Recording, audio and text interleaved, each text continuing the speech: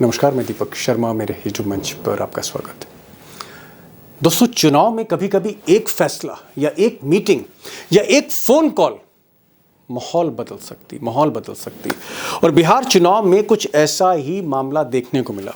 दरअसल दिल्ली से एक इंपॉर्टेंट साहब ने पटना फ़ोन किया और कुछ देर फ़ोन पर उनकी लालू यादव से बात हुई और उसके बाद लालू यादव के बेटे तेजस्वी से बात हुई और बातचीत इतनी अहम थी या डील इतनी अहम थी कि महागठबंधन में जो झगड़ा पिछले दिनों से चल रहा था, जो कलह मची थी, सारा का सारा झगड़ा, सारी की सारी कलह इस फोन कॉल से निपट गई। आप यूं कह सकते हैं कि इस फोन कॉल से कहीं ना कहीं महागठबंधन में दोबारा जान आ गई। अब दोस्तों, सच्चाई यह है कि इस फोन कॉल से बीजेपी के जो चाणक्य हैं, मोदी जी के जो चाणक्य हैं, अमित शाह, इनके बिहार प्लान पर एक तरह से पानी फिर गया। एक बड़ा झटका लगा क्योंकि अमित शाह की टीम जो बिहार में सक्रिय थी, दिल्ली में सक्रिय थी, और ये जो टीम पिछले कुछ दिनों से महागठबंधन में दरार डालने की कोशिश कर रही थी, फूट डालने की कोशिश कर रही थी, वो कहीं ना कहीं अपने इरादों में फेल होती दिखी इस फोन कॉल से। अब दोस्तों, मोदी जी के जो चाणक्य अमित शाह, जो कई दिन से डेरा डाले बैठे थे पटना में, इनका एग्जैक्टली प्लान क्या था महागठबंधन को लेकर? किस तरह का इनके ऑब्जेक्टिव थे, पॉलिटिकल ऑब्जेक्टिव थे, क्या अचीव करना चाह रहे थे झगड़ा करा के, वो मैं आगे बताऊंगा। लेकिन पहले आप जानना चाह रहे होंगे कि भाई ये दिल्ली के कौन से शख्स हैं जिनके एक फ़ोन पर महागठबंधन में दोबारा जान आ गई? कौन था वो शख्स जिसने दिल्ली से पटना फ़ोन किया, लालू से बात की, तेजस्वी से बात की और बात बन गई? अब दोस्तों, किसी अलायंस में झगड़ा हो, वो भी चुनाव के बीचों बीच, तो बात तो छुपती नहीं है। और जहां गोदी मीडिया हो तो फिर दरारें और गहरी होनी है। और अमित शाह का जहां पर माइंड चल रहा हो, ये बात सही है कि महागठबंधन में आग लगी हुई थी और नौबत यहां तक आ गई थी कि कई सीटों पर फ्रेंडली फाइट थी। यानी वहां पर आरजेडी का उम्मीदवार भी है, वहां पर कांग्रेस का उम्मीदवार भी है, वहाँ पर झारखंड मुक्ति मोर्चा, हेमंत सोरेन के भी लोग चुनाव लड़ रहे हैं। फ्रेंडली फाइट हो रही थी और सबसे बड़ी बात ये थी कि लालू और तेजस्वी का मूड ऑफ था। मूड इसलिए स्विच ऑफ था क्योंकि लालू परिवार चाहता था कि तेजस्वी को सीएम फेस डिक्लेयर किया जाए। अब कुछ कांग्रेसी नेता थे जिनको ये जो लालू की डिमांड थी कबूल नहीं हो रही थी, इसलिए बात बनने की जगह बिगड़ती चली गई। और बात इतनी बिगड़ गई कि आरजेडी के एक उम्मीदवार जो नामांकन भर रहे थे, उनको झारखंड की पुलिस एक पुराने मुकदमे में गिरफ्तार करके ले गई। सोचिए, आपस में महागठबंधन में क्या हो रहा था। अब दोस्तों, जब कांग्रेस के बड़े बड़े नेता फेल हो रहे हों और लालू और तेजस्वी उनसे बात करने के मूड में ना हो, तब आखिरकार राहुल गांधी, जी हाँ, इन साहब ने पूरा मसला अपने हाथ में लिया और तय किया कि वही इनिशिएट करेंगे। और राहुल गांधी के इनिशिएटिव पर फ़ोन कॉल गया, दिल्ली से पटना फ़ोन कॉल गया, लालू से बात हुई, तेजस्वी से बात हुई और राहुल गांधी ने कहा कि आप जो कुछ चाहते हैं, जो आप चाहते हैं वैसा ही होगा। आपकी सारी शर्तें हम मानने को तैयार हैं, बस हमें ये मौका नहीं गंवाना है क्योंकि जो टारगेट है वो बीजेपी को हराना है। और राहुल की जो बातचीत थी फ़ोन पर, इसका एक असर हुआ और असर ये हुआ कि कुछ ही देर बाद लालू यादव और तेजस्वी अशोक गहलोत, जो सीनियर लीडर हैं, राजस्थान के पूर्व मुख्यमंत्री हैं, इनसे बात करने को तैयार हो गए। अशोक गहलोत को लालू यादव ने अपने घर बुलाया और जहां आप तस्वीरें देख सकते हैं कि लालू बैठे हैं, राबड़ी देवी बैठी हैं, तेजस्वी बैठे हैं, अशोक गहलोत से खुलकर बात हुई, सीनियर लीडर हैं। सारी शर्तें दोनों ही पार्टियों को मंजूर हुई और उसके कुछ ही देर बाद कांग्रेस के जो बिहार के प्रभारी हैं कृष्णा अल्लावरू, उनको बुलाया गया और फिर यह तय हुआ कि बृहस्पतिवार को सारी पार्टियां, महागठबंधन की जो सारी पार्टियां हैं, एक यूनाइटेड कॉन्फ्रेंस करेंगी। यानी जो सारा मसला था, जो एक तरह से एडवांटेज एनडीए होता जा रहा था, एनडीए लीड लेती जा रही थी, राहुल गांधी के इनिशिएटिव से कम झगड़ा निपट गया।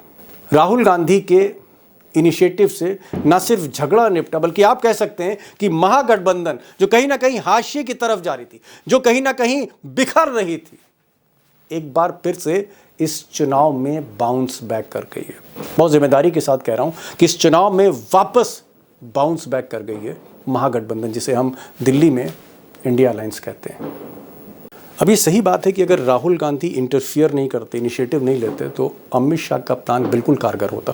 और अमित शाह का जो प्लान था, चाहे वो प्रशांत किशोर के जो उम्मीदवार हैं उनको लेकर हो या फिर महागठबंधन को लेकर हो, अमित शाह का प्लान पूरी तरह से परफेक्ट। अमित शाह चाहते थे कि कांग्रेस और आरजेडी में खटपट रहे, और इस खटपट की वजह से चाहे लेफ्ट पार्टी हो या बाकी छोटे दल हो महागठबंधन, उनमें भी खटपट रहेगी और महागठबंधन का जो वोटर है आखिरी दिन तक कंफ्यूज रहेगा, स्टेट ऑफ कंफ्यूजन में रहेगा। और दूसरा पॉइंट ये था अमित शाह का कि अगर ज़्यादा से ज़्यादा सीटों पर फ्रेंडली फाइट होती है, यानी एक सीट पर आरजेडी भी है, उसमें कांग्रेस भी है, उसमें कोई झारखंड मुक्ति मोर्चा का भी आदमी है, अगर इस तरह की फ्रेंडली फाइट होती तो जो डिसाइसिव वोट है, खासकर मुस्लिम वोट है, वो स्प्लिट होता, और कहीं ना कहीं जो बाकी वोट है जैसे दलित का वोट है वो भी बढ़ता, वो भी स्प्लिट होता, और इसका एडवांटेज बीजेपी एनडीए को मिलता।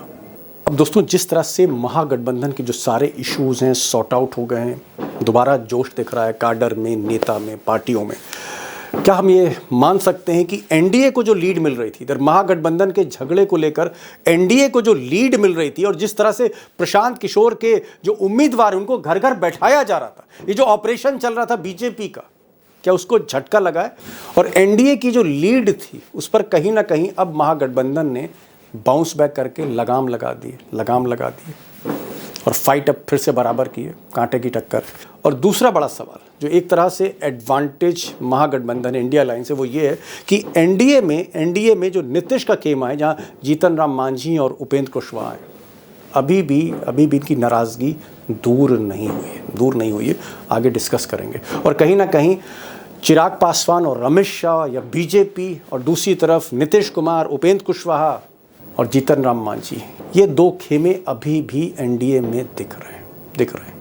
अब दोस्तों, ये बात बिल्कुल सही है कि बिहार का चुनाव एक बार फिर से दिलचस्प मोड़ पर है, और एक बार फिर से कांटे की टक्कर दिखती, जिस तरह से बाउंस बैक महागठबंधन कर रही है।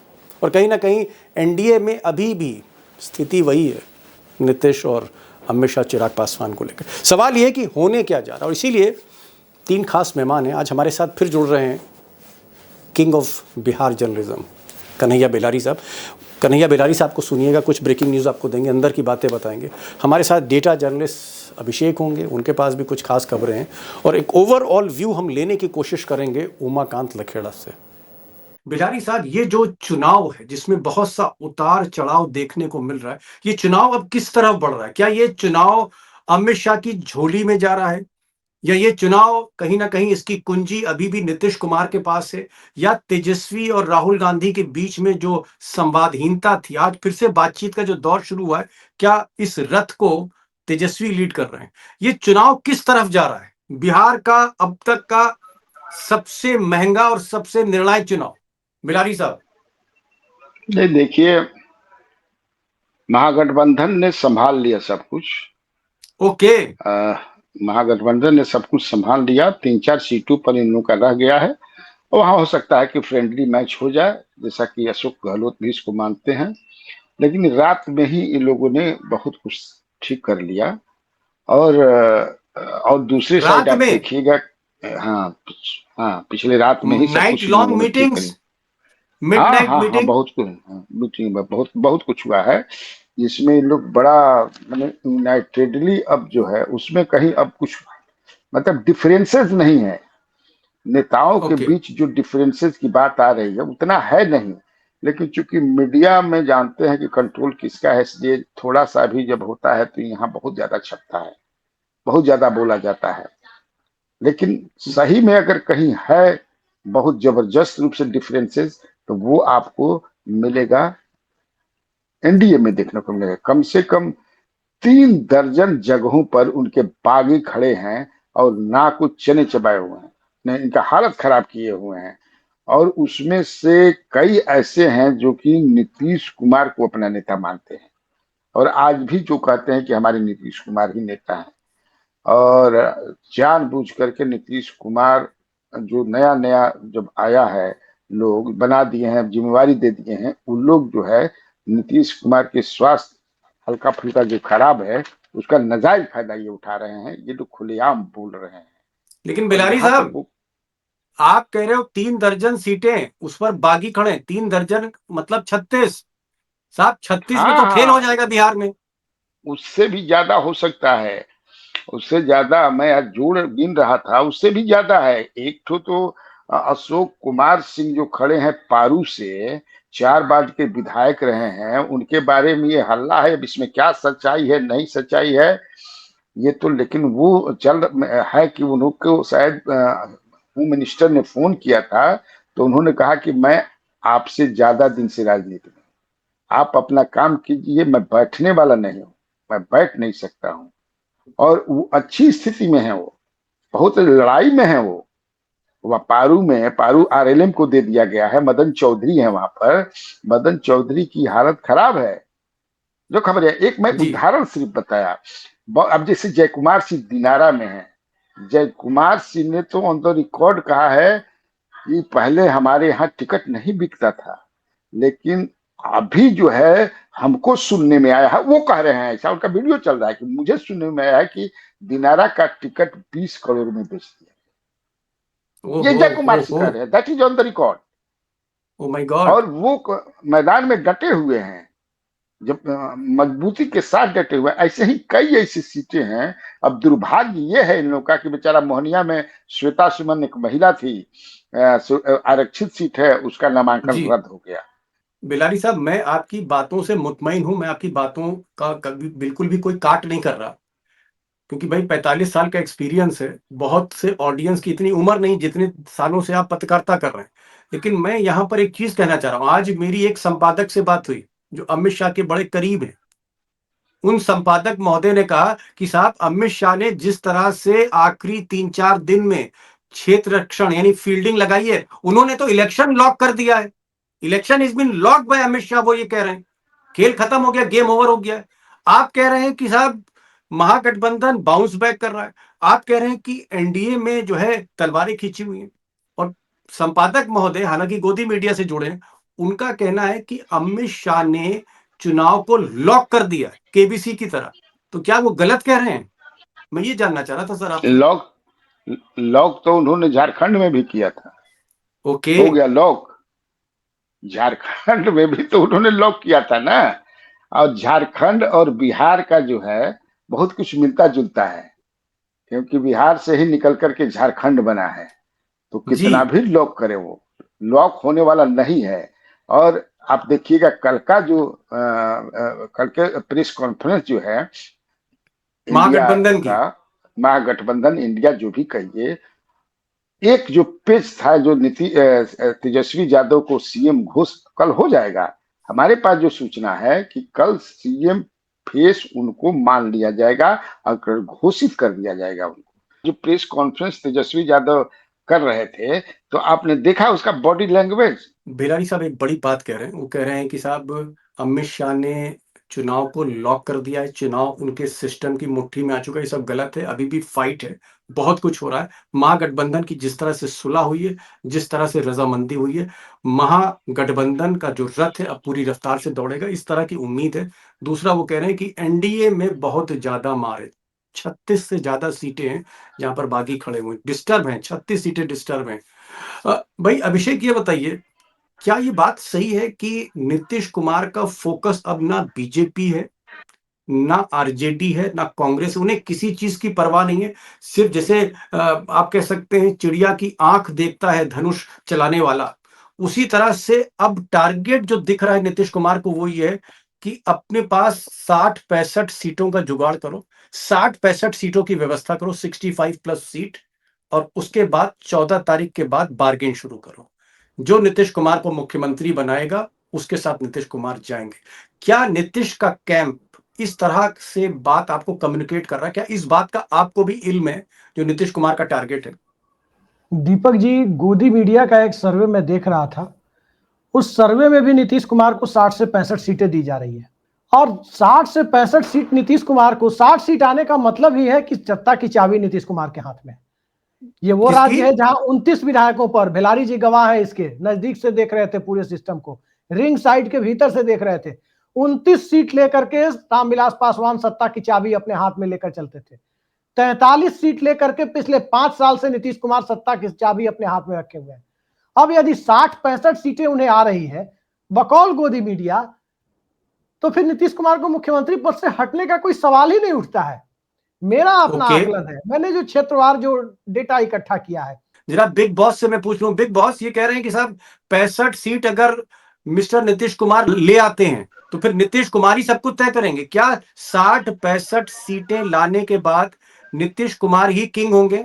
मैं तो बोल चुका हूं कि 40 भी उनका आएगा तो वही किंग होंगे, सवाल ही नहीं है। वैकेंसी नहीं है नीतीश कुमार को छोड़ करके। मैं बता देता हूं, आज ही मैं I don't want to disclose the locations and all this things. मैं आपसे बात करने जब मैं आ रहा था तो मैं रास्ते में था, आपने फोन जब किया था तो मैं कहां से आ रहा था। 40 सीट 35 सीट भी आएगा तो सीएम वही रहेंगे, उन्हीं पर होगा। ये नहीं बनाएंगे तो वो बनाएंगे, लेकिन सीएम वही बन रहे हैं। ये मैं आज आपको बता देता हूं। अब भी आपके चैनल पर आप याद रखिएगा, वो तैयार नहीं होंगे। और जो लोग षड्यंत्र में शामिल हैं बीजेपी के साथ उनको हटाने के लिए, उनकी दुर्गति होने वाली है। संजय झा और जो भी हो, हम नाम नहीं लेंगे, आप नाम लीजिए, हम नहीं नाम लेंगे। मैं कहा कि जो लोग सब पहचान में आ गए हैं, मौके की तलाश में है, बस केवल चुनाव समाप्त हो जाए, मतगणना हो जाए, उसके बाद क्या दवाई मैं करता हूं ये लोग समझ जाएंगे। He has come to know कि कौन जो है क्या कर रहा है। भाई लखेड़ा साहब, किंग बिहारी ने तो कह दिया कि अगर 40 सीटें, अभिषेक बता रहे थे 65, वो कह रहे हैं कि अगर 40 सीटें भी नीतीश कुमार के पास आ जाए तो फिर इस चुनाव की, बिहार के वर्डिक्ट की, मैंडेट की चाबी उनके पास है। क्या इस बात से सहमत है कि नीतीश कुमार अगर 40 के ऊपर जाते हैं तो फिर खेल नीतीश कुमार के हाथ में होगा, अमित शाह के हाथ में नहीं होगा? देखिए, मैं तो एक बात कहता हूं कि नीतीश कुमार को अलग थलग करने की जो व्यूह रचना, जो चक्रव्यूह भारतीय जनता पार्टी ने बुना है, भारतीय जनता पार्टी उस चक्रव्यूह में बहुत बुरी तरह फंस गई है। अब वो बाहर कैसे निकले, वो तलाश कर रहे हैं कि बाहर कैसे निकले, क्योंकि अमित शाह तो तमाम इंटरव्यू और इवेंट में, मीडिया इवेंट में इंटरव्यू दे चुके हैं कि चुनाव के बाद विधायक चुनेंगे। अब सवाल यह है कि कल तेजस्वी की अगर घोषणा हो जाएगी, जो कि मेरी कांग्रेस अध्यक्ष के सूत्रों, क्लोज सूत्रों के थ्रू बात हो गई है, और कल आधिकारिक घोषणा हो जाएगी और कल महागठबंधन इनको बुरी तरह फंसाने वाला है। और महागठबंधन के बाद जब ये मुख्यमंत्री का फेस घोषित हो जाएगा तो फिर लोग पूछेंगे कि भाई आपका चेहरा कौन है।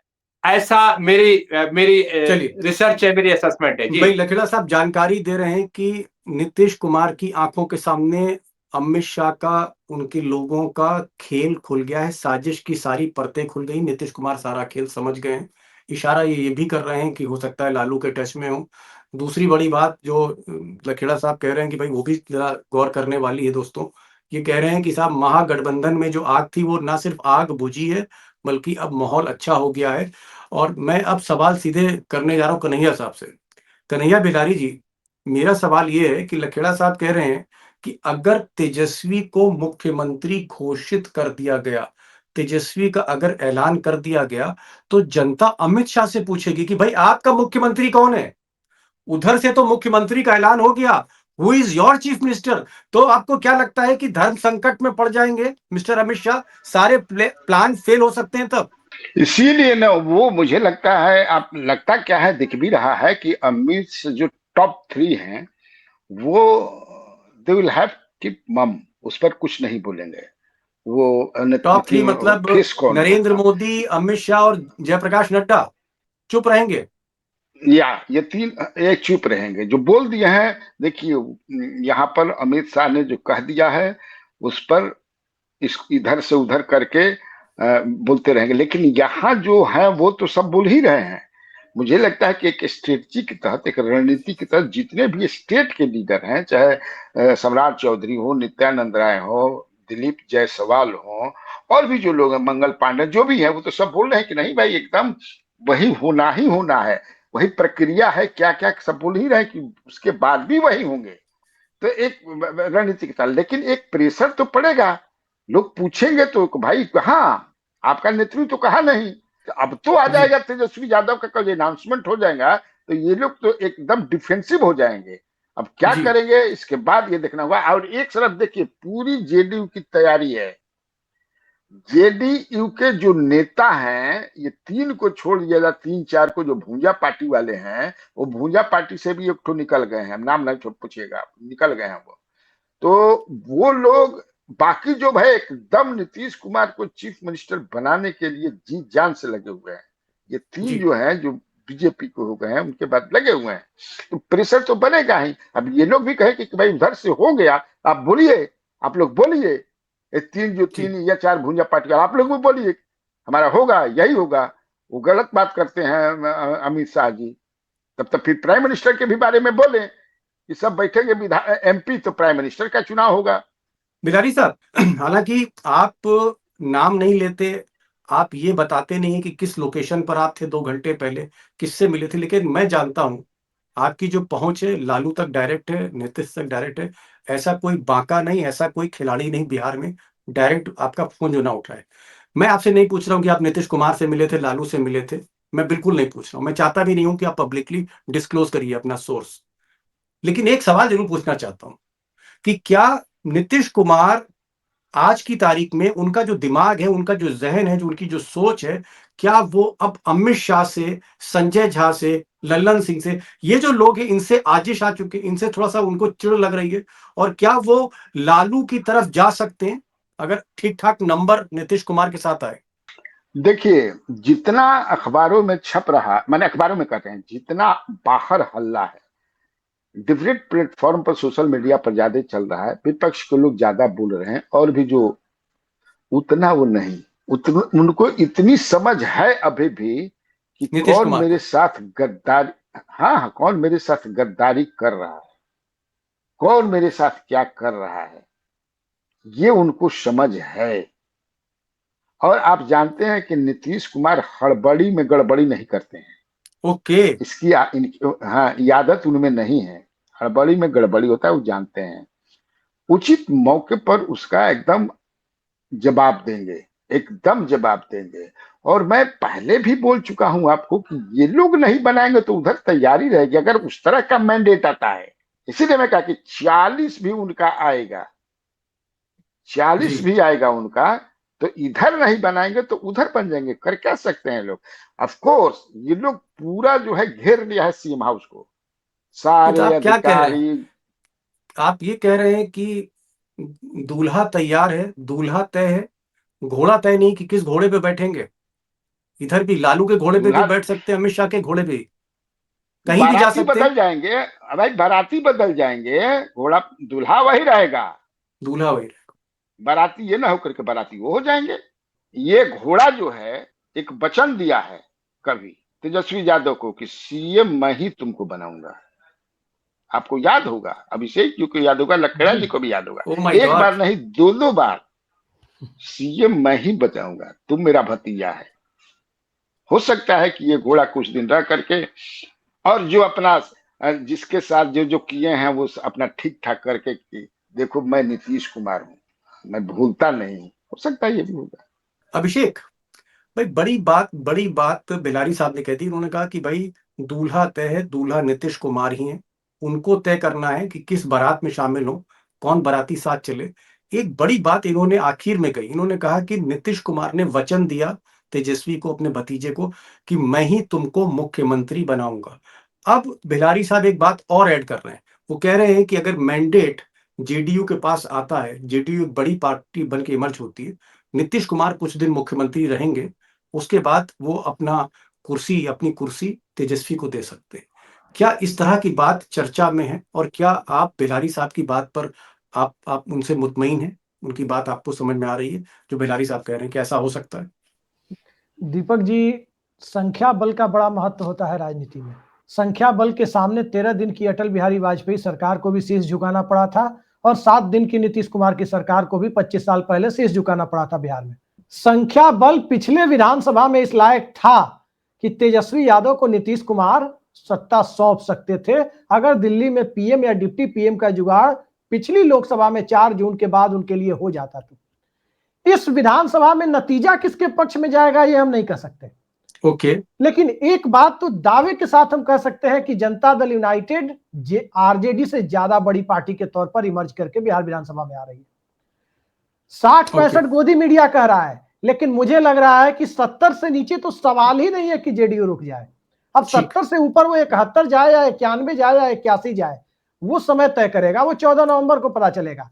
और जब नीतीश कुमार के पास 70 प्लस विधायक हैं, तो याद रखिएगा, सेकुलरिज्म एक ऐसी गंगा है उत्तर भारत की राजनीति में जिसमें हर राजनेता डुबकी लगाना चाहता है। कुछ लोगों को परिस्थितियां कम्युनल फोल्ड में जाने पर मजबूर कर देती है।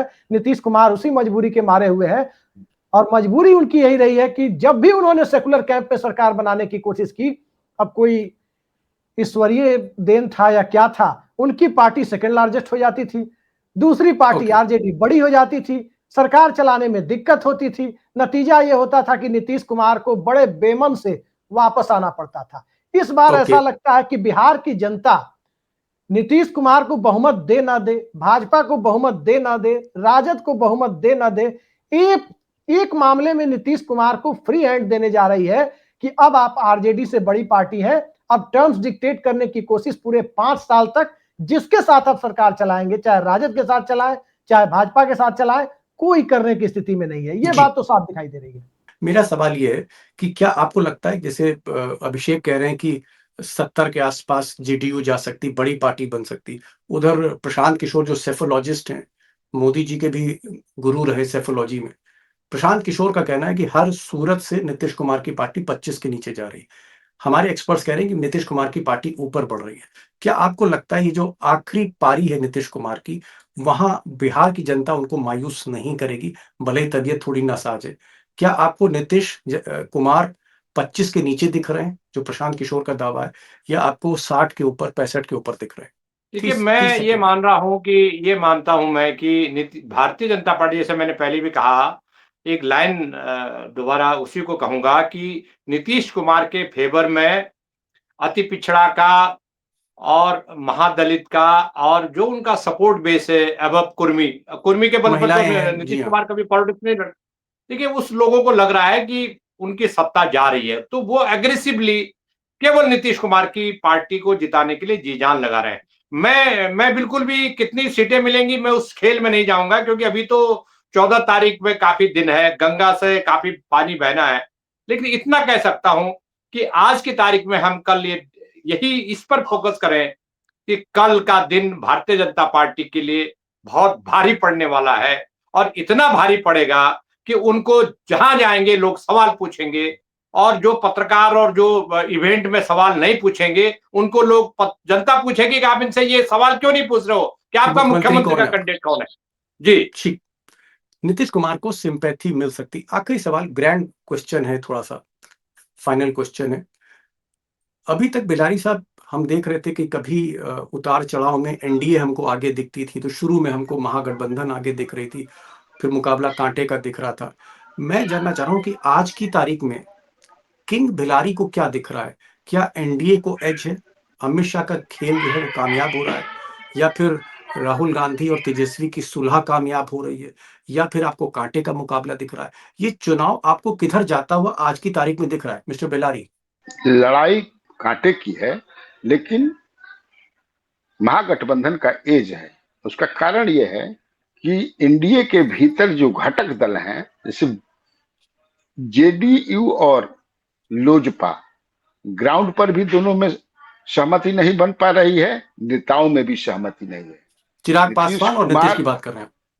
मैं कर रहा हूं। ग्राउंड लेवल पर यह बात चली गई है, जेडीयू के वर्कर्स जो हैं, जेडीयू के जो वोटर्स जो हैं, कि हमारे नेता को ये लोग सीएम नहीं बनने देना चाहते हैं। ये ग्राउंड पर जिस तरह से ग्राउंड के लोग पहले जान गए थे कि गणेश जी दूध पीते हैं, उसी तरह हमसे और ज्यादा आप ग्राउंड पर चली गई है ये बात कि ये हमारे नेता को सीएम नहीं बनना देना चाहते हैं, इसीलिए ये सब क्या क्या कर रहा है। तो क्या करेंगे, वो थोड़े बीजेपी के नॉमिनी को वोट देंगे। तो इसीलिए मैं देख रहा हूं कि महागठबंधन का और तेजस्वी जब सीएम बन जाए का फेस घोषित हो जाएंगे, तो ऐसा ही एज हो जाएगा बढ़िया। ओके, अच्छा, yes, last yes Abhishek ji, last sentence. Deepak ji, जैसे ही कल तेजस्वी यादव सीएम कैंडिडेट घोषित होंगे, जब कैंडिडेट घोषित सामने से नहीं होगा तो जैसे दिल्ली में भाजपा वाले अपने हिसाब से एक पीएम कैंडिडेट विपक्ष का चुन लेते हैं, राहुल गांधी का चेहरा लगा देते हैं, जबकि विपक्ष ने कभी नहीं कहा कि खड़गे जी होंगे या राहुल गांधी होंगे। 2015 में जो गलती की थी एनडीए ने, जब चेहरा नहीं दिया तो राजेंद्र सिंह का चेहरा लगा दिया था जनता के बीच में ले जाकर महागठबंधन ने, बेलाडी जी को याद होगा, महागठबंधन ने लगा दिया था कि एनडीए के सीएम कैंडिडेट राजेंद्र सिंह है, इसी दिनारा सीट से इनके यहां से। जी इस बार अगर गिरिराज सिंह का फेस लगा दिया तो समझ जाइए कि बिहार के चुनाव में कीमत नीतीश कुमार को भी चुकानी पड़ जाएगी और भाजपा को तो बहुत ज्यादा कीमत चुकानी पड़ जाएगी। अगर ये फेस नहीं देंगे तो अपने हिसाब से जो कोर्ट में होता है ना, आर्टिकल 39 से एमाइकस क्यूरी, जब वकील नहीं मिलता है तो एक वकील दे दिया जाता है किसी को, सरकार अपनी मर्जी से एक वकील दे देती है, तो अपनी मर्जी से विपक्ष के सीएम कैंडिडेट का फेस लगा देंगे अपने पोस्टर में। जी चलिए, हमारे जो एक्सपर्ट हैं वो कह रहे हैं कि भाई कल की जो महागठबंधन की सुलह है, सुलह के बाद जो प्रेस कॉन्फ्रेंस है, जॉइंट प्रेस कॉन्फ्रेंस है, ये एक गेम चेंजर हो सकती है। अगर तेजस्वी, मैं गारंटी तो नहीं ले रहा हूं, अगर तेजस्वी मुख्यमंत्री का फेस डिक्लेयर हो जाते हैं, राहुल गांधी उनके पीठ पर हाथ रख देते हैं, सीएम मान लेते हैं, तो फिर जो प्रेशर है, जो दबाव है, वो गुजरात लॉबी पर है। और तब अमित शाह को या तो अपने बयान से वापस पलटना पड़ेगा, कुछ नया सोच के नीतीश कुमार के आगे झुकना होगा, और अगर वो जिद पर अड़े रहते हैं तो फिर जैसा कि हमारे सारे एक्सपर्ट कह रहे हैं कि ये बाजी जो है, तेजस्वी की बाजी, तेजस्वी का चीफ मिनिस्टर चेहरा बनना, इसका भारी नुकसान अमित शाह को, मोदी को जो है कहीं ना कहीं चुकाना पड़ सकता है। भाई बिलारी साहब, आपने समय निकाला, आप, मैं जानता हूं आप बहुत बिजी हैं, कभी आप इस खेमे में, कभी इस कैंप में, कभी उस कैंप में, फिर भी आप आते हैं, बहुत बहुत शुक्रिया, और खुलकर बोलते हैं, बिहारी फ्लेवर एकदम से आ जाता है, ऐसा लगता है जैसे पटना आपने जीवंत कर दिया। उमाकांत जी, आपका बहुत शुक्रिया, और अभिषेक, आप जिस तरह से डाटा की परतें खोलते हैं उसका भी बहुत बहुत big thank you, big thank you, thank you so much for joining this programme, thank you so much sir, thank you so much.